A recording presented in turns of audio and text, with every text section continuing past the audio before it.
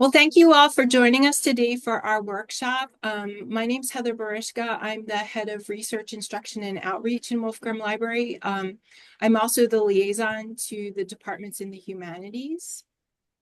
Hi, my name's Kayla Van Austin. I'm one of the research and instruction librarians here and the assistant archivist, and I liaison to the social sciences. So, jumped ahead too far. Here we go. Second slide. So we thought that a good way to get started today would be to talk about what we as faculty were taught about the research process in the past in order to get some perspective on how the process has changed. So we created a Padlet to kind of gather our responses here. If you would like to, you can scan the QR code or Kayla's going to put the link in the chat to the Padlet as well. So what is something that you were taught about the research process that is now outdated? And I will give a minute or two here on this slide before I flip over to the Padlet.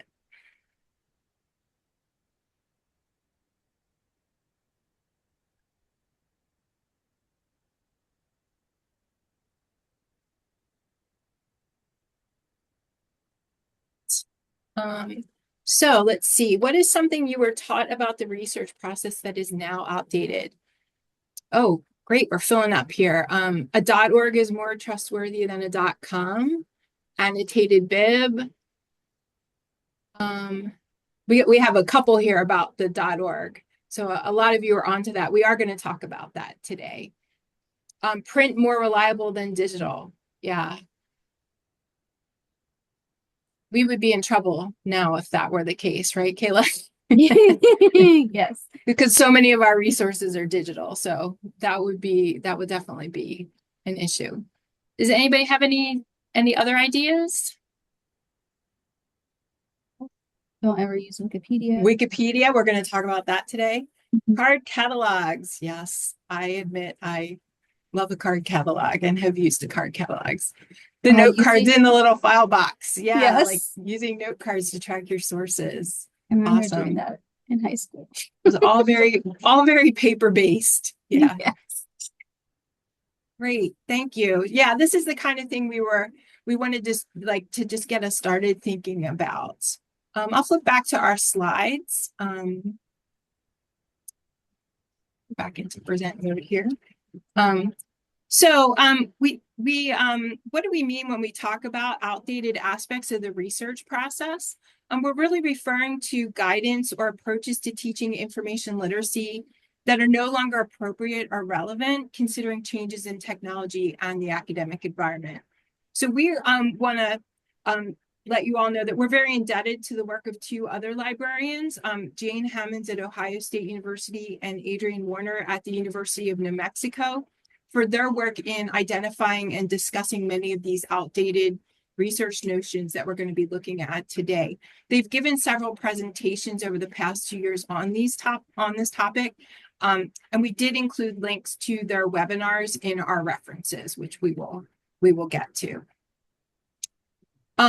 So we decided to do this presentation to share what we've learned with our colleagues here at Widener, and to generate conversation about how the research process is evolving and changing. We do not intend to criticize any librarians or instructors who may be currently providing this guidance in their classes.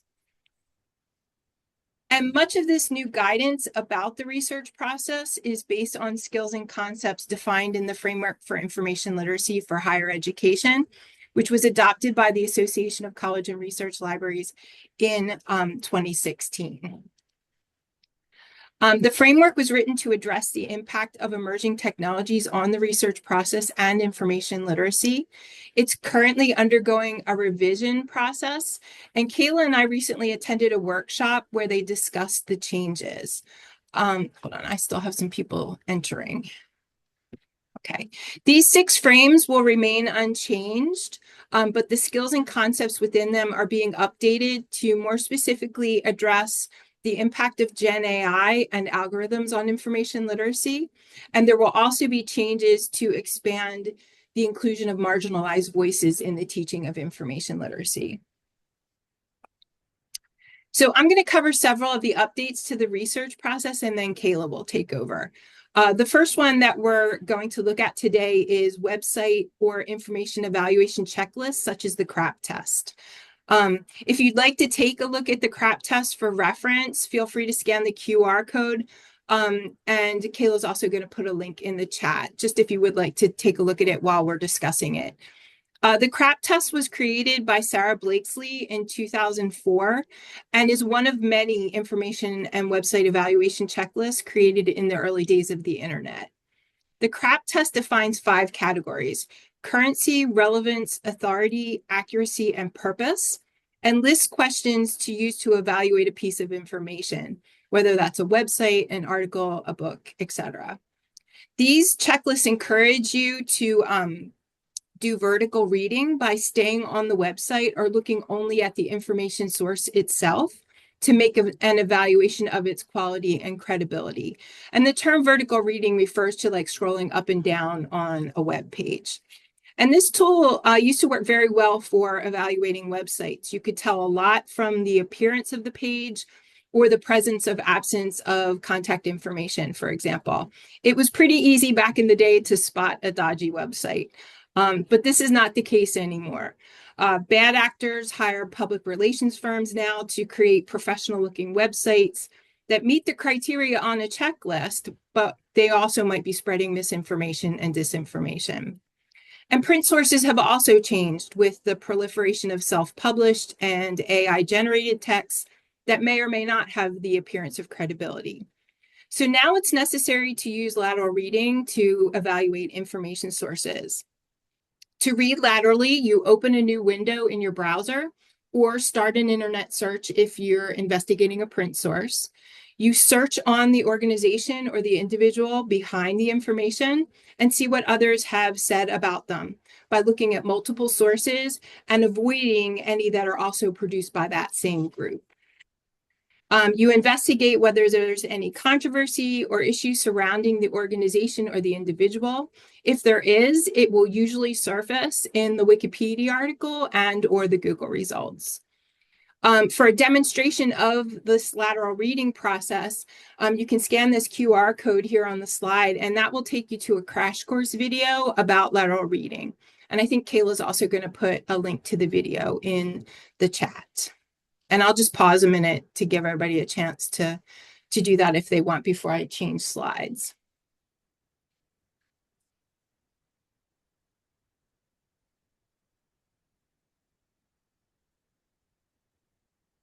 Okay. So in addition to the problem with vertical reading and the CRAP test, there are concerns about some of the criteria related to authority and bias on the checklists. Some criteria are problematic because they privilege traditional sources of knowledge and may exclude alternate sources and forms of authority. So for example, the CRAP test includes the question, what are the author's credentials and organizational affiliations? The Framework for Information Literacy includes guidance that challenges this question. It states that, quote, unlikely voices can be authoritative depending on need. So depending on the information need, different voices may be authoritative in different contexts. Sources should not be evaluated for credibility solely based on whether the author possesses degrees, positions, and affiliations in academia. Similarly, the CRAP test, the questions on the CRAP test about bias and objectivity are problematic in that they imply that objective information exists that is free from all bias. In particular, the questions, does the language or tone seem unbiased and free of emotion? Does the point of view appear objective and impartial? And are there political, ideological, cultural, religious, institutional, or personal biases? Instead, the framework guides students to be aware of their own biases as they encounter information and to consider how that impacts their understanding. So students should expand and apply that critical thinking about bias to all the sources they encounter and then determine how to use them accordingly. Related to these concerns about information evaluation checklists is the changing credibility of website domains. And a lot of you were on to this in the Padlet. For a long time, it was true that .org domains were owned by nonprofit organizations, that .edu domains were owned by accredited educational institutions, that .com domains were owned by for-profit businesses, and that .gov domains contained complete and balanced data gathered by the US government. But this is no longer the case, and guiding students to rely heavily on domains to assess credibility oversimplifies the reality of website ownership today.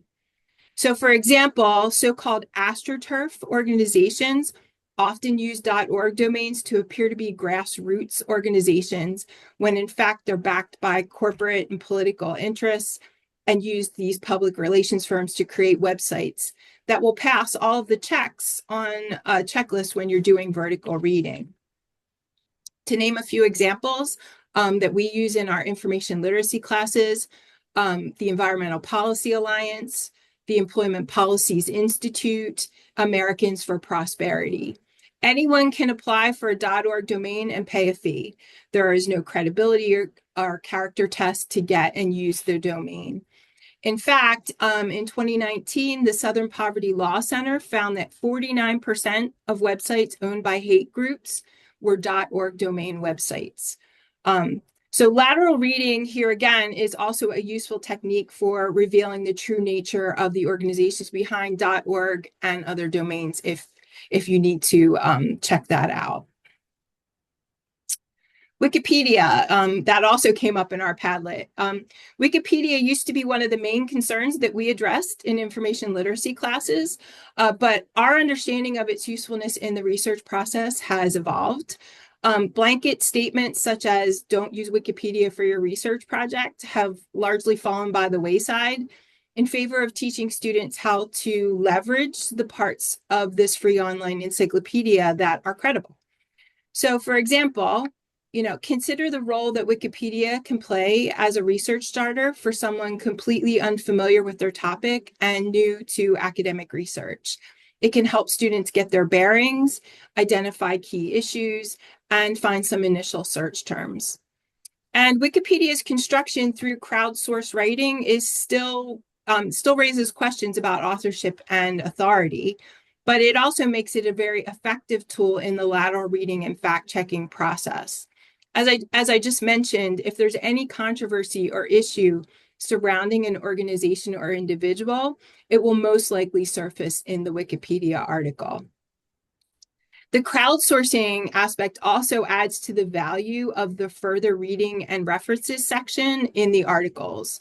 Wikipedia currently functions as a much more effective internet index for research and citation chaining than search engines and Gen AI tools. Speaking of Gen AI, over the past month or so, Wikipedia has made it clear that they have processes in place to identify AI-generated text in their articles and to ban this material and the AI agents that are creating it.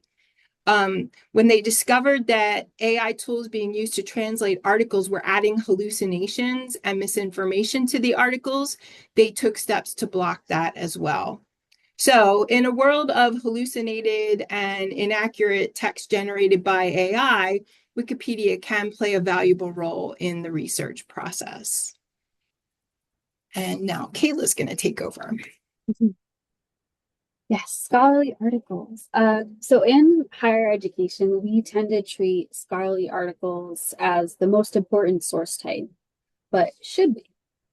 We know literacy rates are declining. In the 2024 National Assessment of Educational Progress reading assessment found the average reading score for grade 12 was lower than in 2019 and even lower than in 1992 when they first started this study.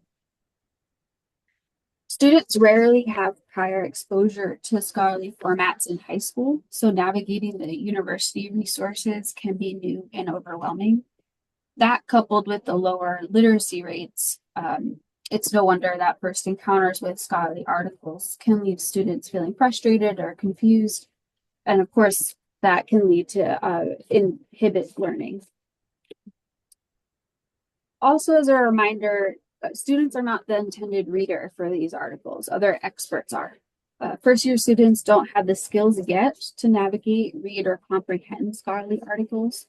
If the goals for students to back up their claims for an assignment, they should be able to read and understand those sources. So it's important to reflect on if scholarly articles are appropriate for first year students and those assignments. Another point made by Warner and Russo is when all scholarly articles are automatically considered credible, it puts information into a binary of good source types versus bad source types. So overvaluing scholarly articles dismisses other reliable formats. By teaching students about how and why information is created, it empowers them to think critically about a source and understands that credibility is dynamic and shaped by context. So we encourage you, if you aren't already, to lay the foundation, consider your students' experiences. Are they first gen students? Is English not their native language? What was their high school experience like? Have they been exposed to scholarly articles before? Consider including foundational reading skills and strategies in your courses. Next. So I really like this point. Again, this is from Warner and Russo. This quote, teaching students how information is created and circulated rather than just where to find it empowers them to engage with research as more than a mechanical task. So as librarians, we're often asked to show students how to find scholarly articles, but do these students know already what makes a source scholarly and why they're being asked to even use them? For students, this process can become simple boxes to check without necessarily learning that research is an iterative process. We can encourage learning about various information formats, how they can best be used, and reference sources like encyclopedias and handbooks are valuable resources for learning foundational information, which can then help with understanding information in those scholarly journal articles.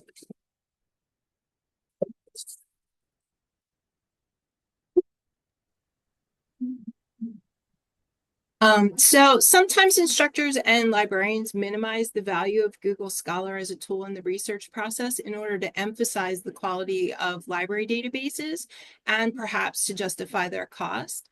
But setting up a false binary such as this does not help students understand the unique characteristics of each database and the role that they can play in the research process.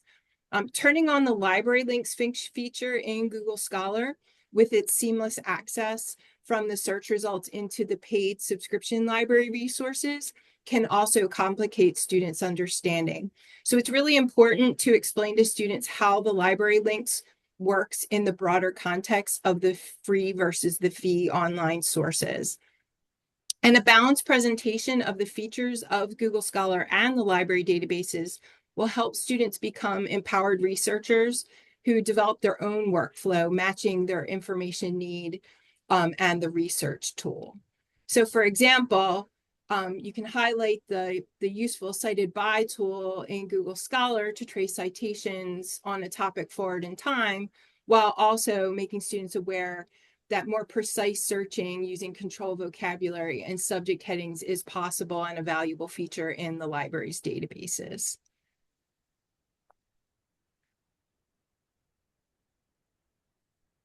Okay, so the next update is the use of Boolean operators. So this is and, or, and not, which are used to create relationships between words and phrases when we're doing research. We know new students are coming into college being very comfortable with Google, which means using a natural language search. So often students find Boolean operators confusing, and even after learning it, they don't use it effectively. So can valuable class time be spent on more relevant information literacy content, like Heather just mentioned, matching the research tool to the information need or other foundational skills? Consider if teaching Boolean operators may be better suited for more advanced courses that have more complex research assignments rather than in a first year gen ed course. Another item to note is that database search optimization has evolved in many ways to compete with Google and make searching easier. So in the article I've cited here, they conducted a study where they searched research databases using the Boolean operator and compared those results to doing a natural language search in the same exact database. And they found that relevant articles in both types of searches. So either approaches may be beneficial for a first year student with less complex research needs. You might have also noticed that our EBSCO databases now have a natural language search option. You have to conduct a search first, and then on your search results page, there'll be a little toggle at the top of the page. So we're even seeing this shift towards the natural language search within our databases. So we encourage you to experiment with it and see how the search results, play out for yourselves. Okay, next. All right. So the next few slides, I'm going to cover citations and plagiarism. So of course they're interconnected. So often first year students, this will be when they come to college, it's their first time ever using a formal citation style. And the narrative we can sometimes tell students can focus heavily on that the idea that they must cite their sources perfectly or they'll be punished for plagiarism, rather than fully explaining why we cite. Focusing on the perfect looking citation emphasizes learning to follow the rules, when what we really want to emphasize is engagement with expert authors and a well-sourced argument. Focusing on following the rules and fear of plagiarism can lead to students to associate citing with punishment, which isn't what we want.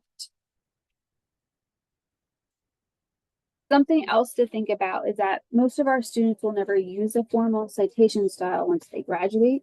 So is the value we place on perfect citations a little too much? Another of Young's points that I've cited here is that students can be held to a higher standard when truly we all get citing wrong sometimes. Also, students struggle to know the difference between the different online formats. As digital natives, they may not have ever experienced a print resources like print newspaper versus a print journal, which may be why they struggle to recognize the format differences digitally, which then can make creating citations even more confusing for them. Next. So citing and citing correctly, of course, is important. But it's also important to teach why we cite beyond just plagiarism is bad. We can teach students about how citing is the act of entering into the ongoing dialogue of ideas being shared, updated, and refined as part of the scholarly conversation, as well as teach students they are not just passive consumers of information, but rather active contributors.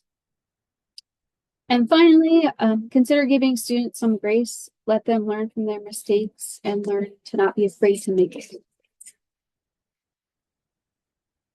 Okay.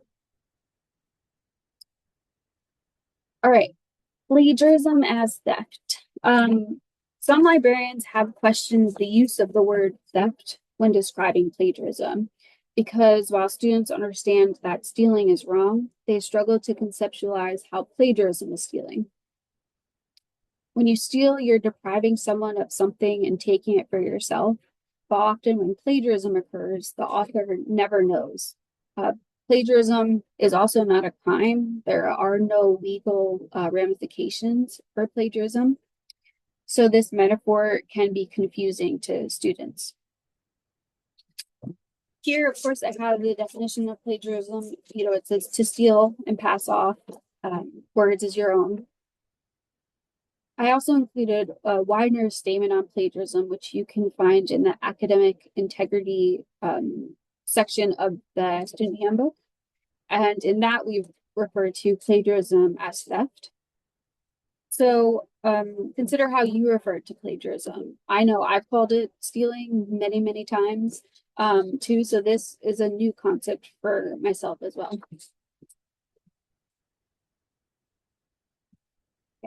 Okay.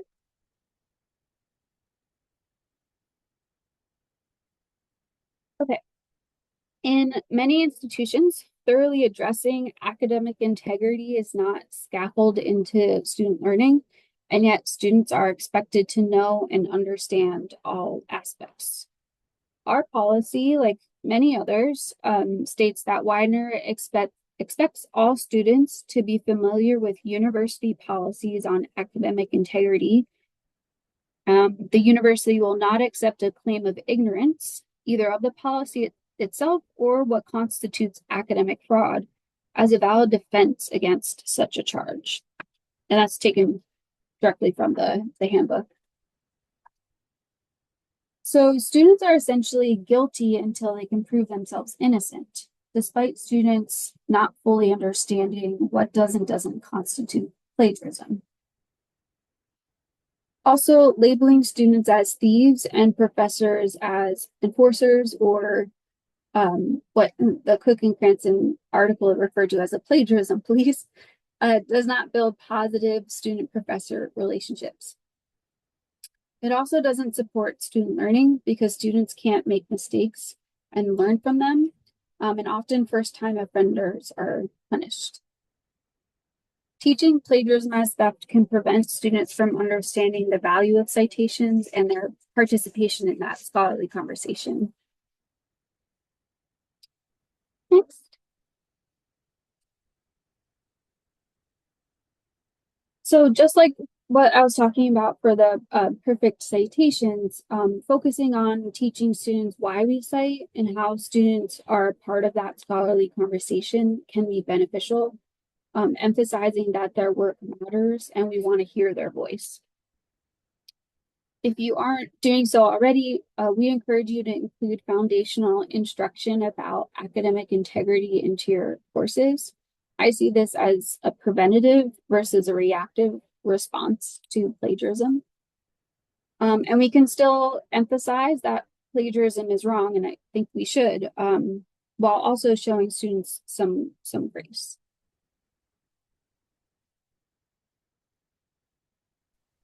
So just to wrap up our discussion today, we'd like to know your thoughts about whether there are any other aspects of the research process that are now outdated that we did not mention here. We have another Padlet set up. You can either scan the QR code, and Kayla just put the link to the Padlet in the chat as well. And I'll just give everyone a second to scan before I jump over to the Padlet.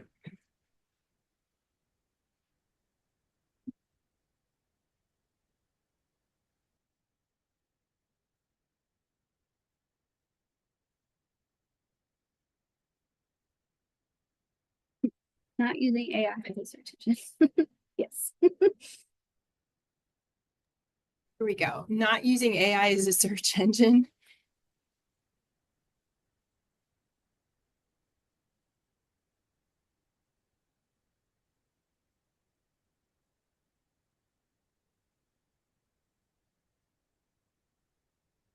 One that I was thinking of is that yeah, citations are not always reliable anymore. We feel that quite often. People asking us to help them find sources that they found somewhere that were AI generated and actually don't exist. All right. Sorry to Well, thank the butt in, but there's no. also Christina. there's also now second level hallucinations that we're seeing with AI where the citation is real, but the title is vague and the research has nothing to do with the topic that was searched for. So even if you do find a real article, you still have to evaluate that that article is on your topic. Can't just assume anymore, right? It's extra confusing. Yeah. All right. Thank you. Or that lateral Older reading studies comes and in. data are more accurate. Yeah, Mhm. that's a good point as well.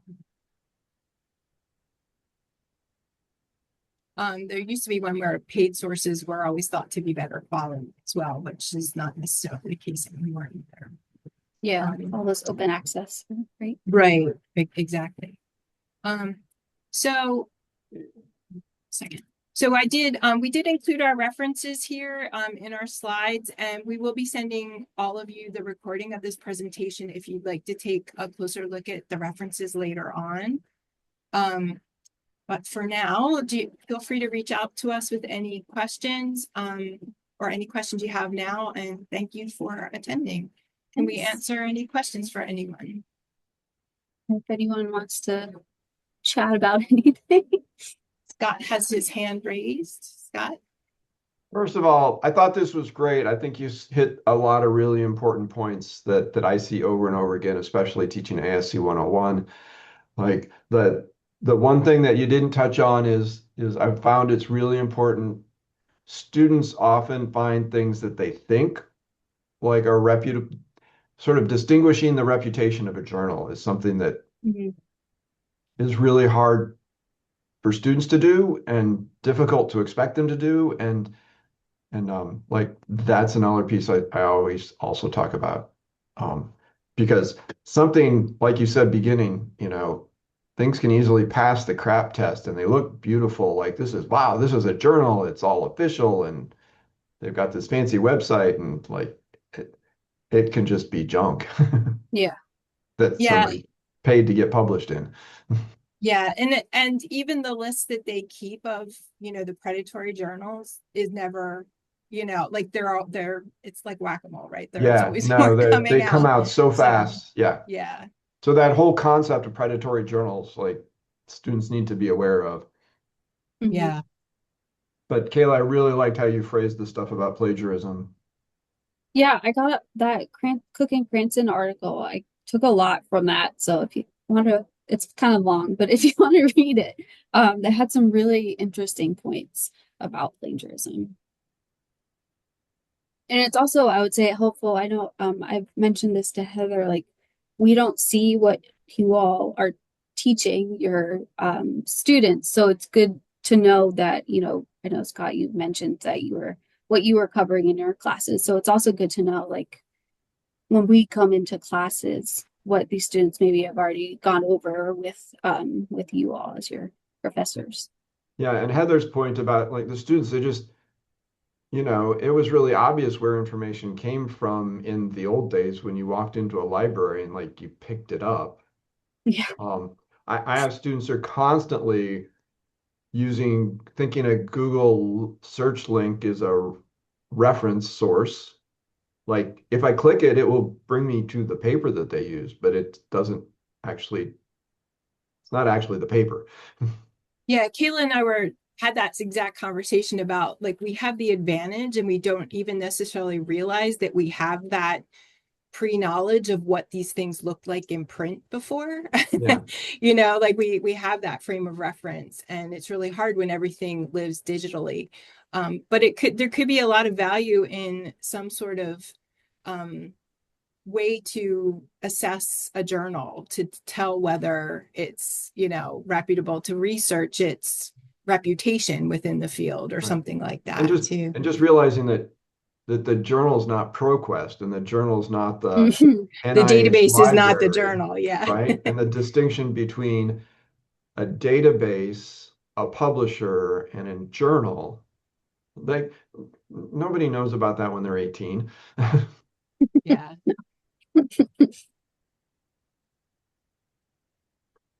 All right. This was great. Thank you. Yeah, Thank you, Scott. everybody. Thank you. Yes, thank you. Let me stop recording.